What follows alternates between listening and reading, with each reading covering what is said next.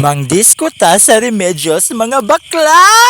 So karon no, nagbiyahe na ko na mga alas 5 sa hapon padalong Remedios kay mamista ko. Pag-abot na ko sa Piglawigan, burnngit-ngit naman tuha siya ng pakyosokim. Pag-abot basa, kailan may salot siya, nagsugat ang tagay, din ang magkikimaro-jubog na. Super entrance fee dayon may kinakaguot-guot sa gawas. Daghan-daghan naman dahil tao, hala, birahid mi. Wana, ang gunner, wana in town na mo, mayabo na dong. Kauban na kog sayo ang duha ka lalat og isa ka Mrs. Police. O diba, gabing hataw sa bayot. Oy, bakla! Sa wa madugay, nakaabot na gyud si Miss Police Alvania. Wa na, gikiyot-kiyuran ng isa. And also, we meet some new friends with this girl.